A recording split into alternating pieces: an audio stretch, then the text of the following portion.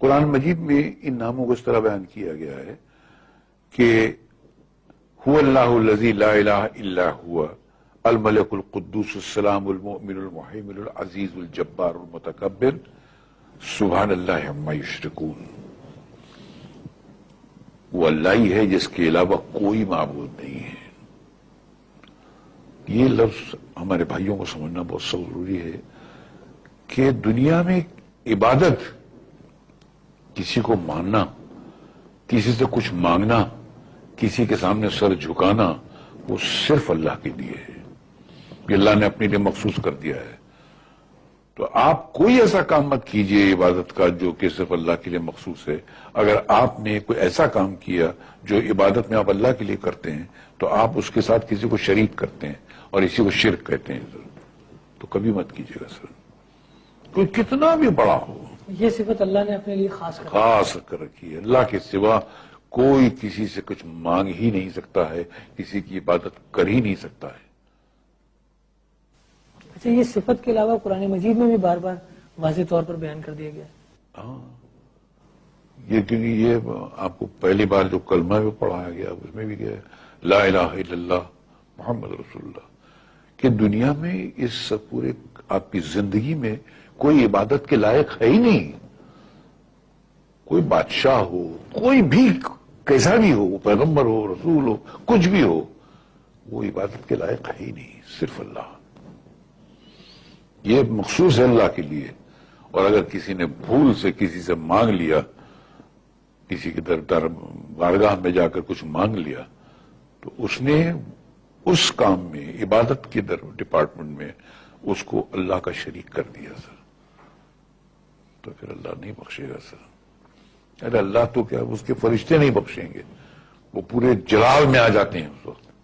اس لیے انسان اپنے آپ کو تباہی سے اگر بچانا چاہتا ہے تو کبھی بھی وہ اللہ کی عبادت میں کسی کو شامل نہ کرے. یہ صاف طور پہ بچ کے رہنے کا طریقہ ہے سر. خاص صاحب، یہاں پر آپ کو ایک دفعہ پھر روکنا پڑے گا کہ وقت ہوا ایک کمرشل بریک کا. ناظرین، بریک لیتے ہیں اور بریک کے بعد آپ سے دوبارہ ملتے ہیں.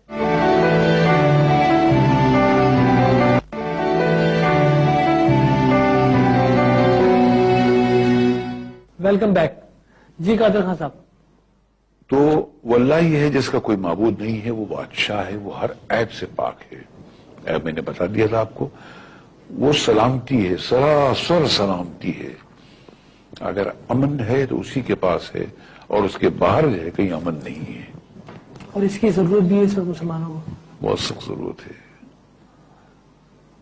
امن مسلمانوں سے چھین گیا ہے اس لیے کہ اللہ تعالیٰ نے اس نام کا ورد بند کر دیا ہے. اللہ کا نام دہرانا بند کر دیا ہے. وہ ایمان عطا کرنے والا ہے، آپ کے اندر وہ کانفیڈنس پیدا کرتا ہے، وہی پیدا کرتا ہے. آپ اس سے مانگ کے دیکھیے. آپ جو کہتے ہیں آمنت باللہ و ملائکتی، میں ایمان لاتا ہوں اللہ تجھ پر. ایمان لاتا ہوں کیا مطلب؟ میں یہ سوچتے ہوئے تجھ سے کہتا ہوں کہ تو میرے سامنے ہے، اور ایسے کہنا چاہیے جیسے اللہ تعالیٰ دکھائی دے رہا ہو. اتنی کانفیڈنس کے ساتھ کہنا چاہیے. بہرحال وہ نگہبان ہے، وہی نگہبان ہے. وہ طاقت والا ہے. طاقت جو اسی کی ہے، لفظ طاقت اسی کے لیے بنا ہے. وہ جبار ہے. نو جبار کیا ہے؟ جبر کرنے والا نہیں، ظالموں پر جبر کرنے والا. جو دنیا میں ظلم کرتے ہیں ان پہ جبر کرتا ہے، ان کو پکڑ کے رکھتا ہے. لیکن کبھی وہ اللہ تعالیٰ سے مانگنا چاہیے کہ پروردگار تیرا نام جبار ہے. جبار کے ہوتے ہوئے ایک آرڈنری آدمی مجھ پہ جبر کرتا ہے. پھر دیکھیے کیا اللہ تعالیٰ اس کا اثر کرتا ہے. مگر وہ مانگنے کا طریقہ بھی چاہیے. وہ مانگنے کا طریقہ کیا ہے؟ دل، سچائی. آپ جب سچ بولیں گے تو آپ کی آنکھیں بھیگ جائیں گی سر. اور اللہ تعالیٰ سب کچھ برداشت کر سکتا ہے، اپنے کسی بندے کی آنکھ میں آنسو برداشت نہیں کر سکتا.